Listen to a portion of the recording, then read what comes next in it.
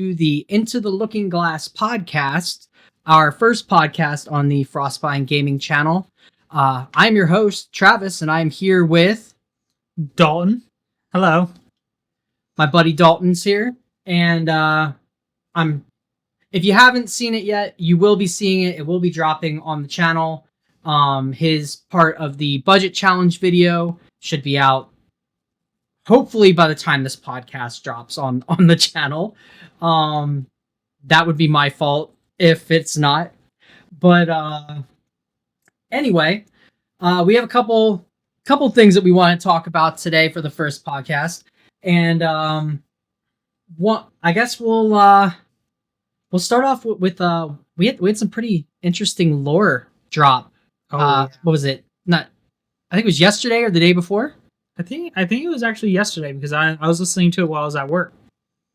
So I know Dalton was super hyped for this because it was mainly CL based, and I don't know. You have any thoughts about it at all, or? So having it where I'm not going to try and spoil as much as possible, but having it where we have basically a supportive character alongside CL throughout the entirety of the story, where they're actually showing like they're actually worried about him and his mental state and everything else, definitely helps provide a lot more into what I thought CL was. I originally thought CL was just like a protective butler, but realistically at the end of the day, like he's someone that sort of in a way obsesses over Alice and wants to go and make sure that she's always 100% safe, protected, no matter what.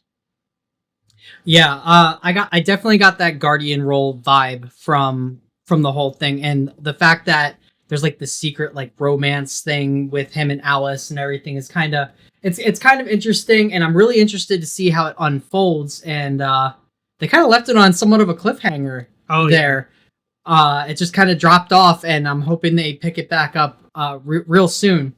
So if you guys haven't seen it yet, it's over there on the Grand Archive main website in the articles section. They usually drop all their lore there. You can get all the information about the character lore and stuff there. So if you haven't been there to check it out yet, please do.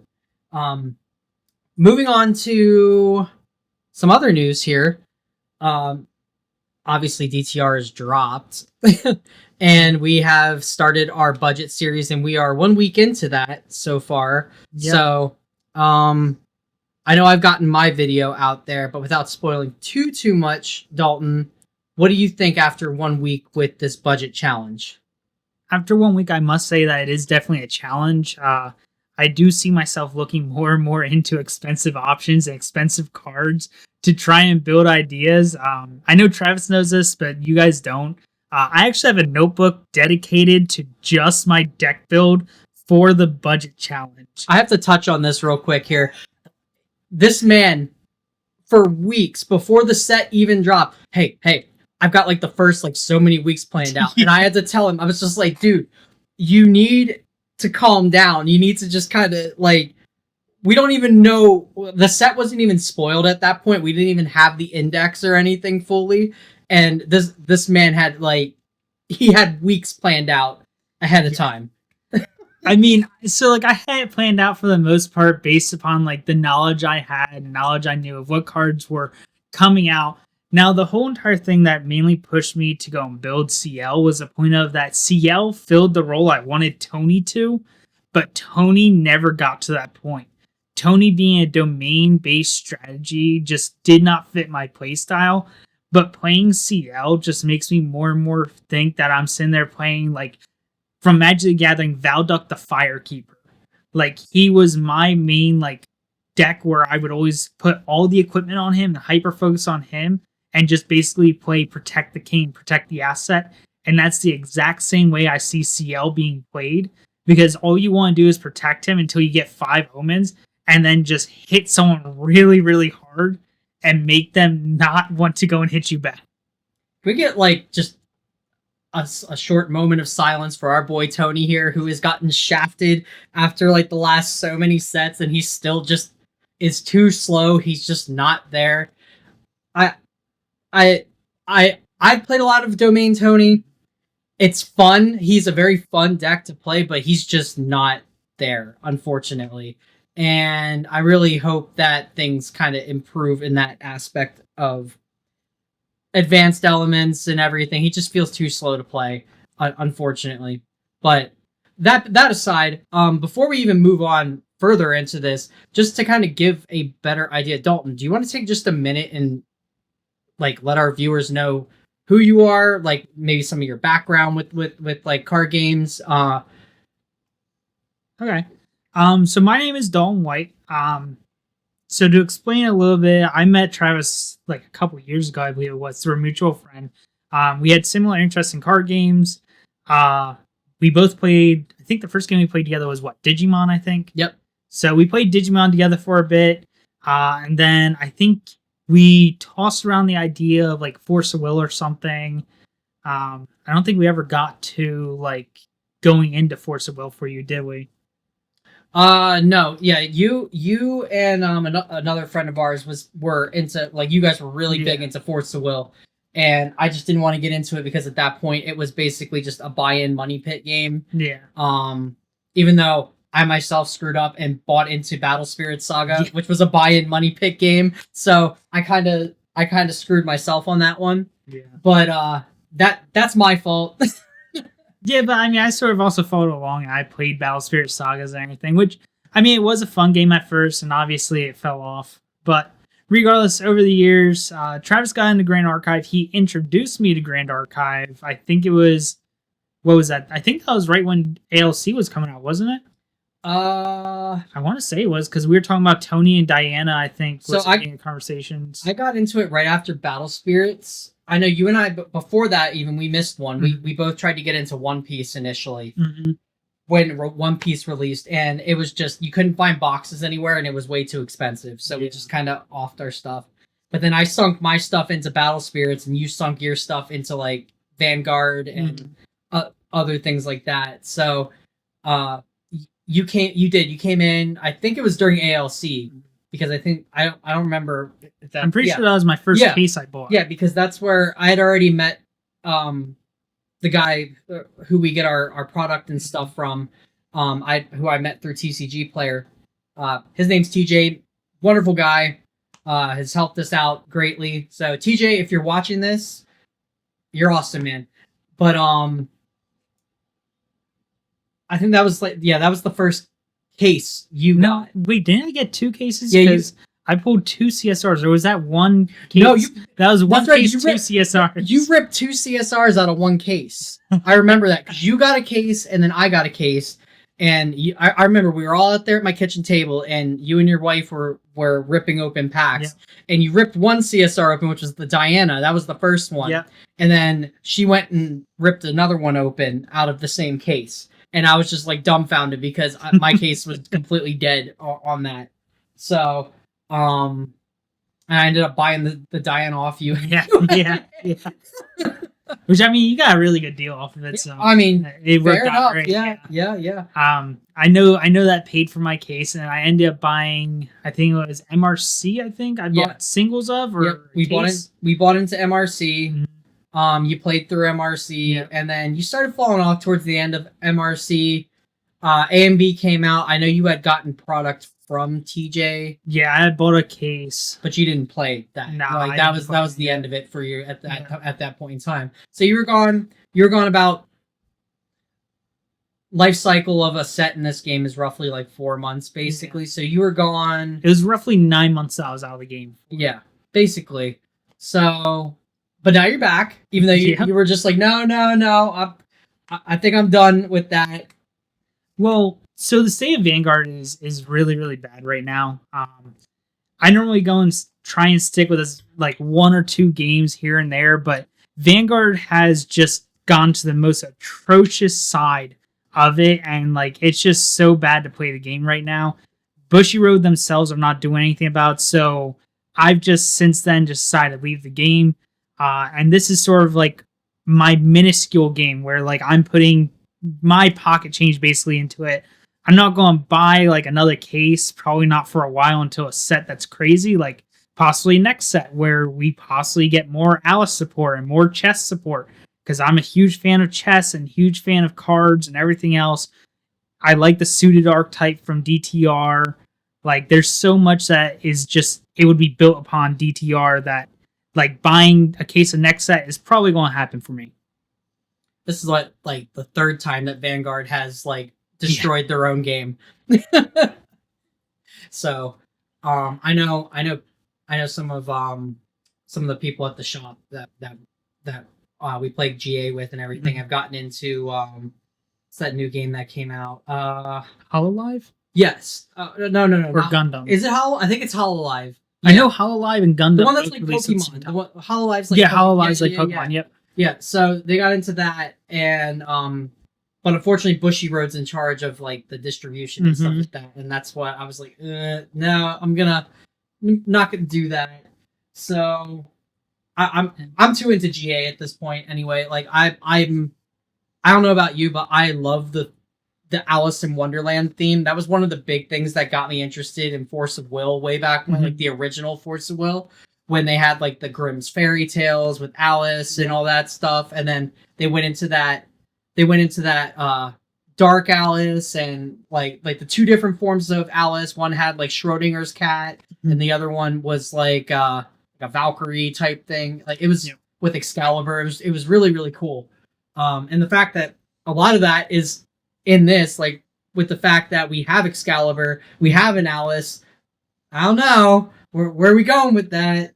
So, but yeah, so I just wanted everyone to get a chance to understand who you are and everything, because I know a lot of people that have probably checked out the channel have either met me in Discord or already like knew me. So I wanted to make sure that they had a chance to get to know you as well. As far as the set goes, what are you excited for from this set? Is there like I know you're really big on CL. We get that, but like what in particular? Are there any mechanics that you're excited about? Are there any archetypes? You mentioned the cards, the cardistry. So basically, my main focus obviously is the budget right now.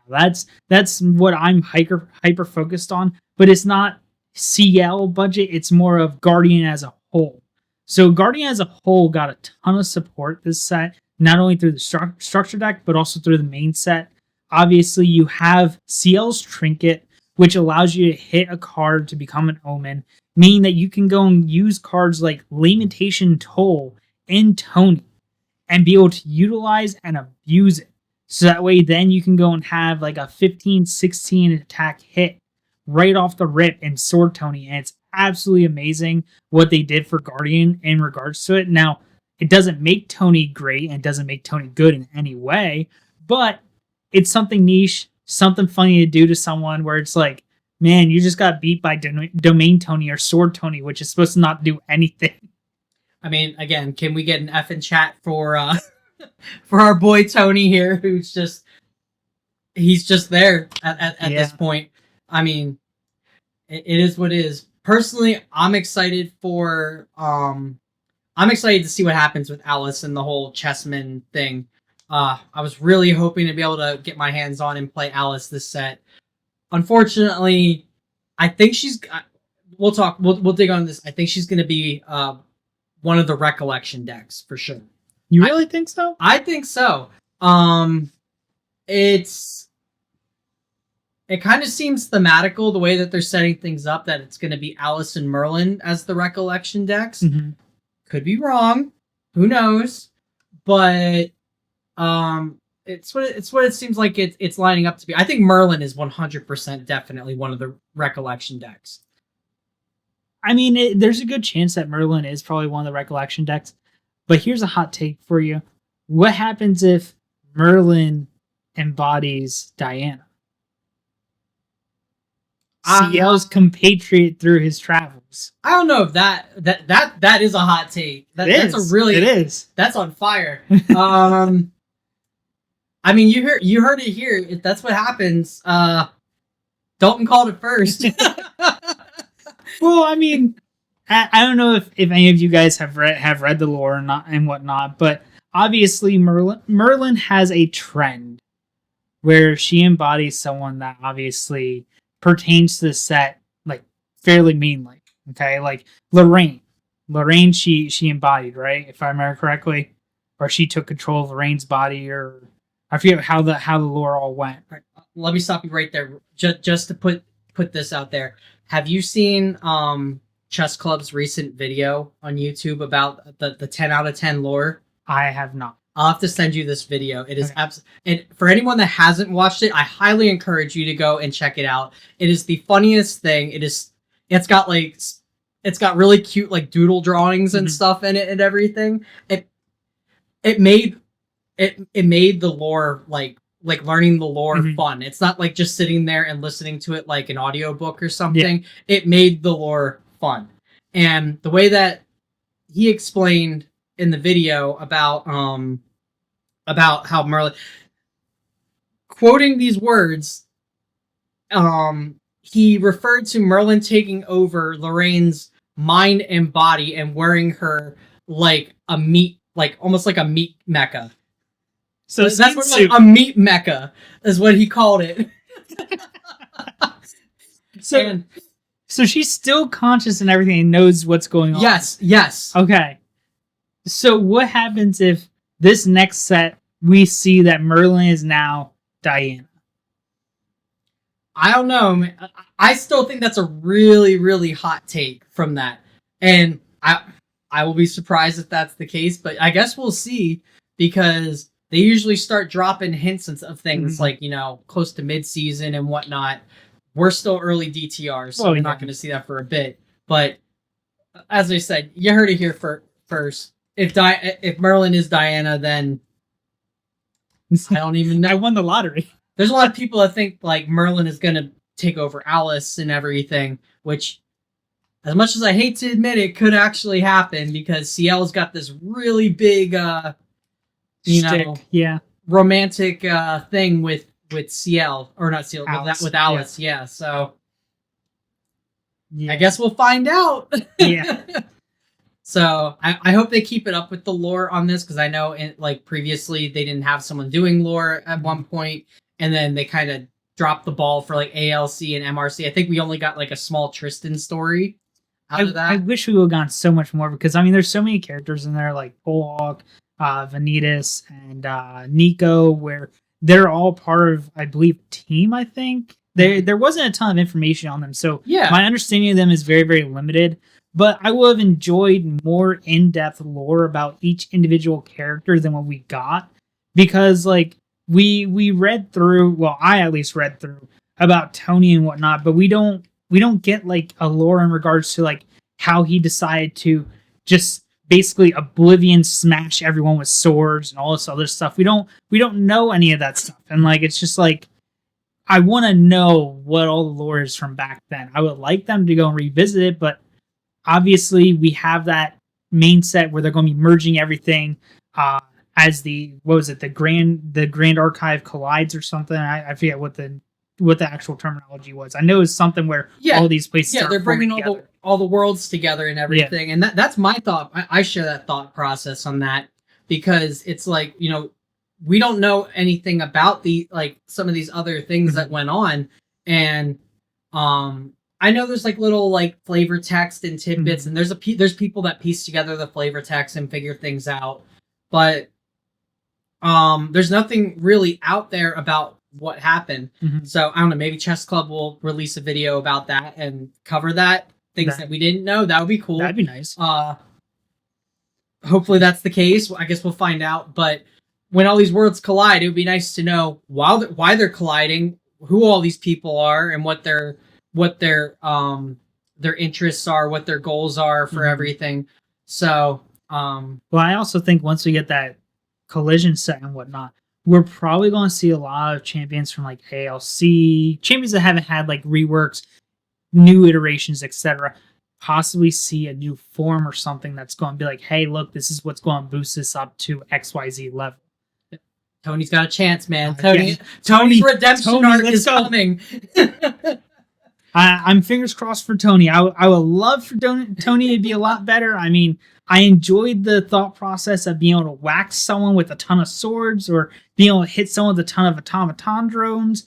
But like, we're limited on what we can do with him, and like even this set doesn't do a whole lot. I mean, you get better attacks, but that's about it. I mean, it'd be nice if Tony got a lot more love than what he did. I'm a fan of Tony. I love Tony to death.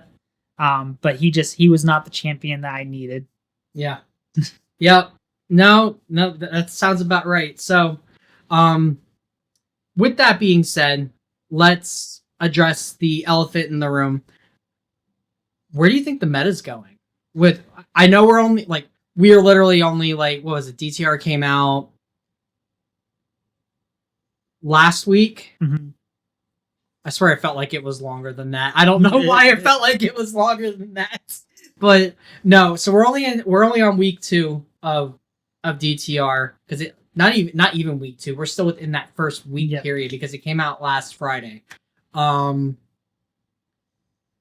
know I went to one of our local, somewhat local. It's like an hour away. Yeah. I went out to Banish Zone this past weekend, and great shop, wonderful store, wonderful owners.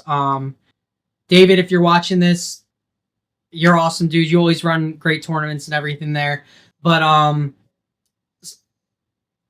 I didn't play in the tournament. Mm-hmm. I was more concerned about getting the rest of my singles and everything. So it was an unranked day. I didn't really mind it too much. I got to watch everyone else test out ideas and stuff. Mm-hmm. But so I have some of an idea of what people are testing out and everything. But before I get into that, what's your take on things? So, seeing the limited amount of things I have seen since release, keep in mind I've been extremely busy with work. I haven't had a ton of time to research and whatnot. But looking at what I saw today, when we were play testing, having fun and whatnot, testing out what our decks are capable of doing for the first week and whatnot, I definitely feel Diana is a safe choice this set. This set, Diana, like the was that Aether Wing stuff, is just absolutely amazing. Being able to even have like the deck where it can be built upon a budget is absolutely wild to me. But then having that other deck that you showed me, which was what I think it was Lorraine or Merlin or what, I forget what it was. So I showed you my weird Lorraine build, the Onsol build that I was originally gonna bring. I didn't have all the cards for the engine for the deck, which is why I just decided to go and get the rest of the singles that I needed. But it used Fluffy Shopkeep to throw swords into the banishment, so that when Crux Knight came down, it actually came down with attack power. So I didn't even get to show you the combo. Yeah, but like it was still really, really awesome to go and see that card that had nothing to do with the main meta at all. I think since what release? So Onsol like always peppered itself in there every like here and there, but it never really did anything like in recent formats. It never really did anything grand. I don't think it really like topped or anything like that. Yeah, I don't think it was even relevant since like ALC. It was relevant. Like if you look at tournament reports, there are people that had good performances with it and everything. It just it didn't really top any major events. And it's because it's a very one trick type deck. Like you get to Onsol, you summon a bunch of swords and you try to go burr on people. It's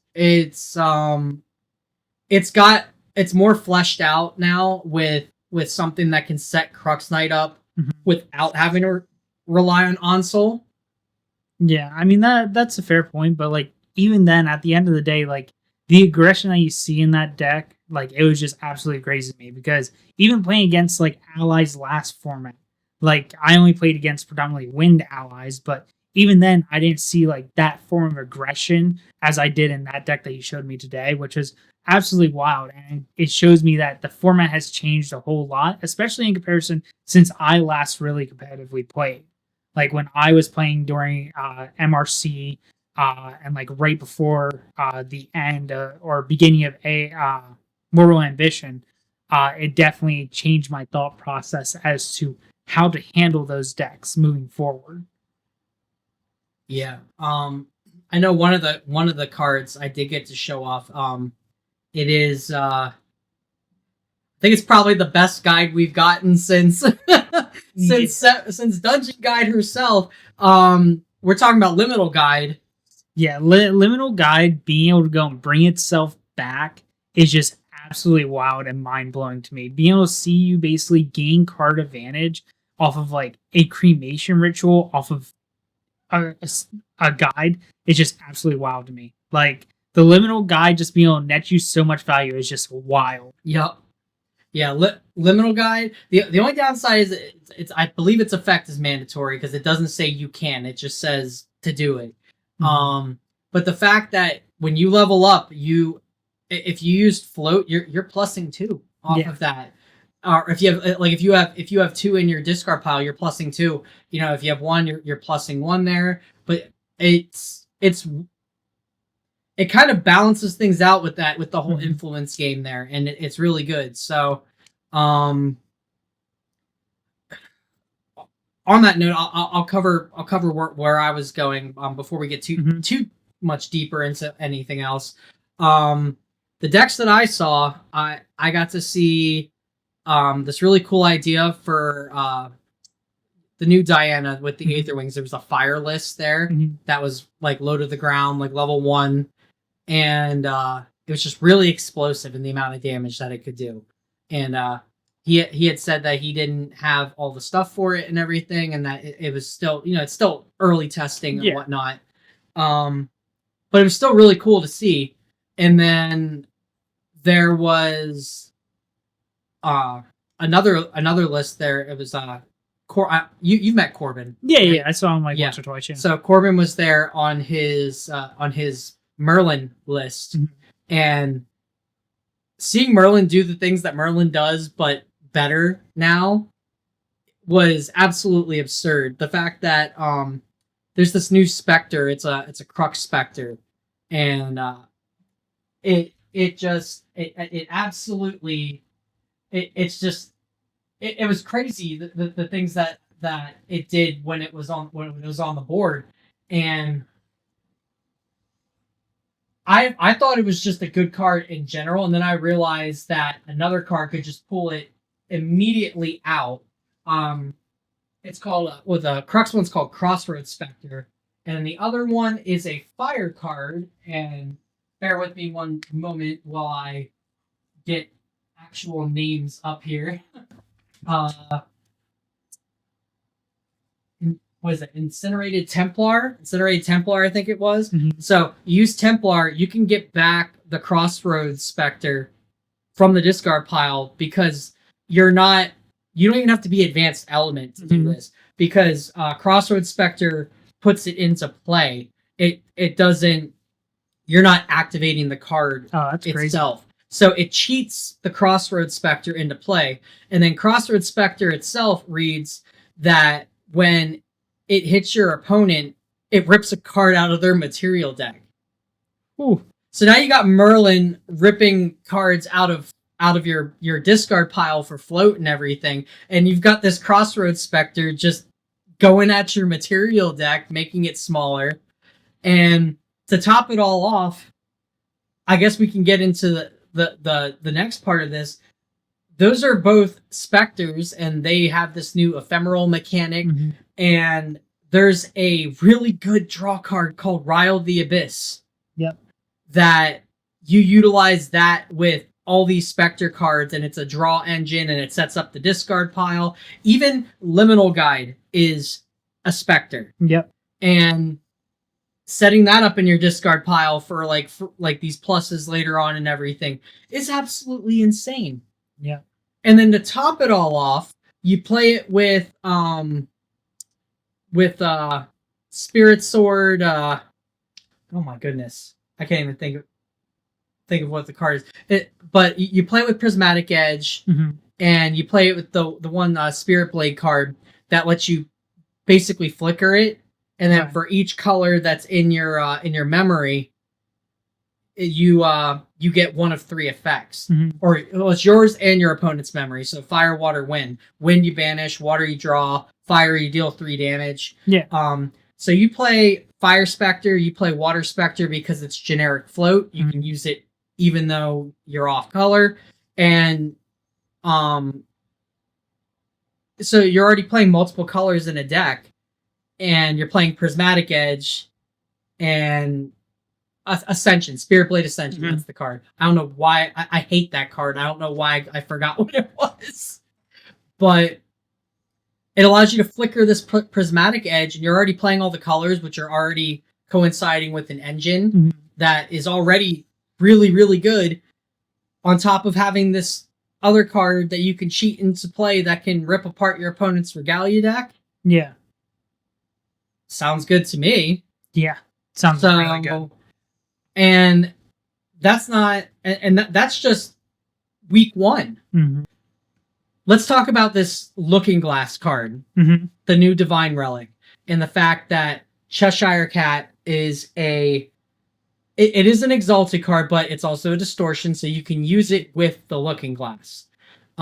She copies any Distortion item that is on the board, and you can crack her to use it as its effect. So the new Merlin Excalibur card creates a copy of Regalia and turns it into a Distortion, which then Cheshire Cat can copy that and become that. So there's all sorts of different things that you can do with different combos and cards to make a bunch of these like Distortion items, and Cheshire Cat can just copy it, and then you still have the item at the end of the day after all is said and done. Yeah, it's that's sort of disgusting. Yeah, and the fact that the Excalibur isn't even a Regalia weapon itself, it's a main deck weapon that you can play that creates distortions. So it's kind of crazy, and it's not even a Crux card. It's normal. Any deck can play this card. Yeah. Any deck can play that card. Any deck can play Cheshire Cat, and any deck can play the Looking Glass, and you can get like all these beneficial effects. I know I sent you a message the other day, and I was like, "You want to know something funny?" Yeah, because I was going through the judge pages, and I was reading up on some of the rulings and whatnot, and there was this huge thread about how to shoot a cat. And I don't mean like shoot a cat. I mean like shoot the Cheshire Cat out of a gun. Yeah, I remember you telling me about this. So, as I just stated, you play Looking Glass. Obviously, you play like Diana for like the guns and stuff like that. And then you create a bullet, or you get out a bullet. Yeah. You use the new Merlin Excalibur normal card from the set to copy the bullet. It is now a distortion bullet. Cheshire Cat copies the bullet. You load the Cheshire Cat into the gun. That's crazy. It gets better. She maintains her attack buff while she's a bullet. So meaning that she not only has the bullet damage, but she also has her regular damage on top of that? So basically, she makes a copy of herself as the bullet, but she maintains that attack buff. So whatever damage the bullet's doing, it has that plus her attack. Oh, that's nasty. Like the attack buff part of her. So her effect is she gets a bonus for any distortion weapon, like its power and everything. So if there's like a distortion weapon out there, she's getting an attack buff from it. That's crazy. That's absolutely wild to think of. I think it's distortion weapon. I'll say you might want to double check that. Let's double check this real quick here, just to make sure I'm not giving falsified information here. She reads distortion regalia. She activating ability distortion regalia. She gets +1 attack where X is the total base power among distortion weapons you control. So yeah, I was correct about that. So she does get the power from any distortion weapon you have. So that would require you to have to copy a gun or something like that and give it like another thing. But the fact is, you can shoot Cheshire Cat out of a gun, which is hilarious. Yeah, that is crazy. But I mean, we were talking about decks and everything that we believe that are going to be relevant.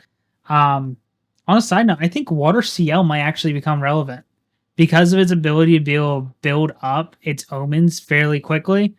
I think Diana and Merlin might have a little bit of a struggle with it, especially since they can ramp that damage real early. I mean, there are a couple cards in Water CL too that rip cards out of your opponent's memory and things too. So I can see that being kind of a control strategy, especially with older cards like the touch card from HVN. I can't remember the touch card. So it was basically like a Thoughtseize. Okay. So you play it. When you activate it, once it resolves, you declare hand or memory. Your opponent reveals that to you, and you pluck a card from it. Yeah, we also have that new. Where is it? I know I have it in my TCG player card, so I'm going to look at it right now real quick. We also have the Ambitious Blow or whatever. Oh, the 10-drop attack that swings for 7 that basically just adds taxes to your opponent's cards. The Icebound Slam at home. Yeah. And it's like, this is sort of crazy, not gonna lie, because you can go and sit there and so it deals 7 damage with CL's Mastery. Technically, you're dealing 10 minimum. If you're maxed out 5, and then that doesn't include if you add a weapon on top of that. So you could be swinging roughly anywhere from 12 to 13, possibly 14 damage on the higher end in one go.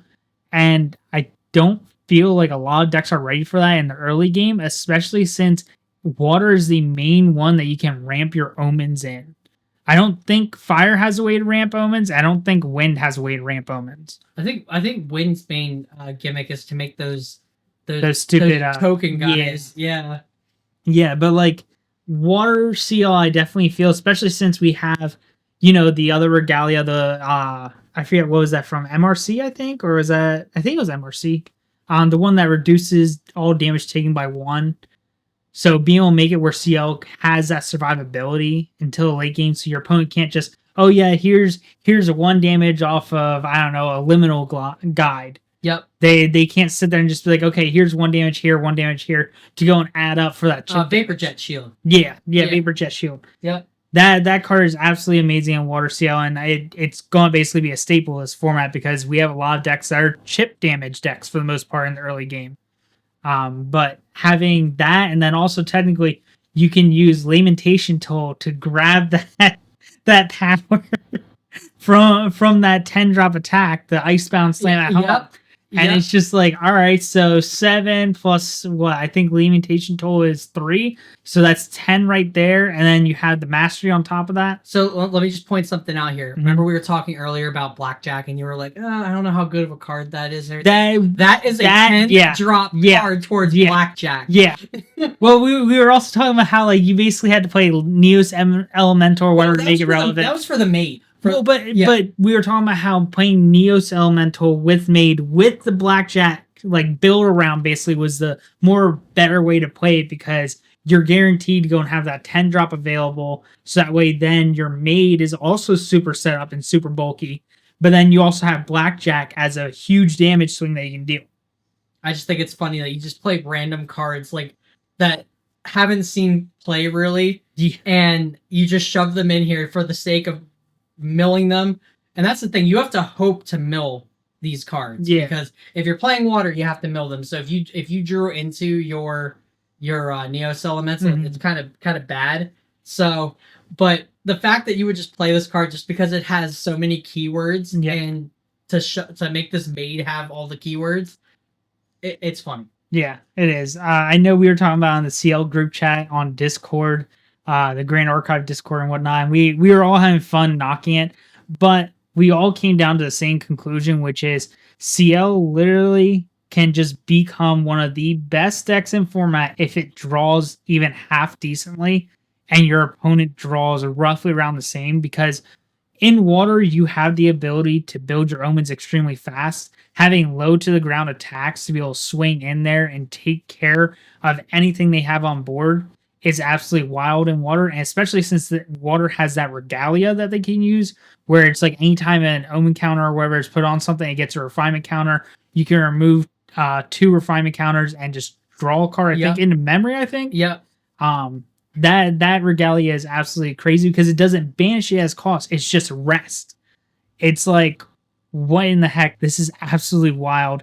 Water Seal has such a huge thing that it can utilize for its toolbox in regards to handling allies and taking care of board presence, as well as you can play almost all the negates and be perfectly fine. It's actually just draw a card, not draw a card to memory. Oh my goodness, So that's even better. That's even better. That's even better. That's even better. And you also have what's his face, the Toad guy. I forget what his name is. I know it's something. Everyone knows which frog we're talking about. The 1/4 floating memory frog with taunt. Yeah. Yep. And it's just like, it's so much harder to kill than Stewart Shield Mate. And it's like, this card is absolutely insane, especially since it's not limited to just Guardian. Yep. It's everyone can utilize it. So almost any water deck that's like, oh, well, I'm struggling with survivability, you're going to toss it in there because it helps. It helps a lot. It's a good card. What can I say? As an uncommon, it's a great card. Yeah. So, I think that's about it. So we're gonna wrap this up a little bit here. I think that's about it. We do have one more talking point. They did drop the first leak for Ascent Boston, and I know you were like giddy as hell about it. So they dropped the CL deck boxes. Yeah. Which the color scheme, it looks amazing. The yeah. the pitch black looking Butler vibe to it. They nailed that deck box. Yeah. I'm wondering what kind of feel the box is gonna have, because they all have that different. They have different types of textures and everything that they use on that. So that'll be interesting to see. But with that, I am going to Ascent Boston at the end of the month, so I'm excited for that. It'll be my first Ascent, and I'm sure I'll have a lot of video footage and things to share. Yeah, I definitely can't wait for you to tell me about it, because obviously I have work. I'm busy. To explain that, I'm basically a private security consultant for a company, as well as I work part-time as a parts sales manager, so I never have time off. He's just a busy guy. I am. I'm a very, very busy person, so being able to sit down one day a week to play with Travis and whatnot is like my stress relief for the whole entire week. So I obviously can't go, but Travis is, so I wish you nothing but the best, and obviously we're going to keep these videos going until then. But hopefully you win. I mean, I would be happy if you win. I'm gonna win, dude. I'm not that crazy good. I'd be happy topping. Honestly. That'd be great. That'd be awesome. Topping and getting just like one of the prize spirit cards and stuff. Yeah. I'd just be thrilled with that.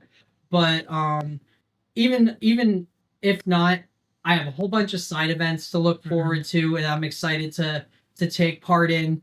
So that'll be fun. Yeah. And hopefully we'll get to do one in the future, like one that's like close by again and everything. Yeah, I mean, all the ones that they have though right now on the schedule are a little bit out of range. The closest to us is Niagara Falls. Yeah, but even then, I think you need a passport, don't you, for that? Yeah, because it's right there. On the so like you have to have a passport to get in there. So like you're looking minimum like 2-3 month wait time basically, and it's like, Weebs, give us more East Coast ascents, please. Like please, like New York or Philadelphia. No. Let's not do Philadelphia.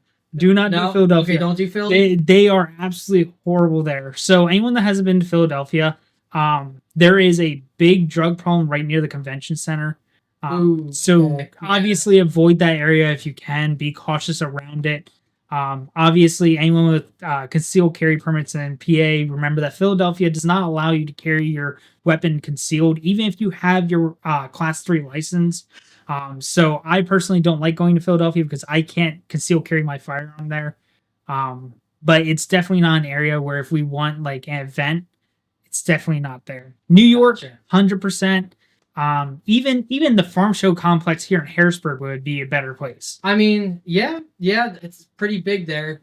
I don't even know if I've ever been in the farm show. It is humongous.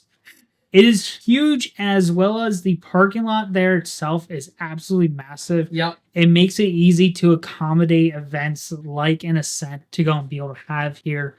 I believe it is fairly expensive to rent it, but it also goes and brings around the point of where it's halfway up, basically. Basically sort of like the halfway in between Canada, Florida, and obviously Chicago, Illinois, all that good stuff. Which would basically be a great spot to go and have as an event for anyone that's in a local area, especially. I doubt they'll come to Harrisburg, but I I doubt think more realistically, maybe Baltimore, something like that. Baltimore, I could see, and that'd be nice. Baltimore, DC, or New York, somewhere close on the East Coast that's not like Florida. Yeah, yeah. Well, I mean, I take Virginia.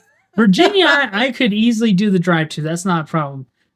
Florida's a little bit rougher, but we could easily do it. We could even take a flight down. I have friends that I served in the Army with that would easily be able to help us out. That's not a problem. So, now, more East Coast ascents, please. I can't stress it enough. I really can't. Yeah. Even like Ohio. Just something in a surrounding state or like a couple hours away or something. But no, please, more East Coast ascents. That would be fantastic. Yeah. Anyway, I think that about does it for us for this week's podcast. Hopefully you guys enjoyed us bantering on about a bunch of like nonsense. But if you did, we'll be here next week. And the week after. Until Ascent or Ascent. So, you guys can look forward to these weekly. I don't know how much news like we'll have between that. I guess we'll have more to talk about next week because obviously we'll have a little bit more on our budget challenge to talk about, and probably the season starts this weekend. We'll have maybe some more fleshed out deck ideas going around once everyone gets a hold of their cards and whatnot. Yeah. So, it should be fun. So, but thanks, Dalton, for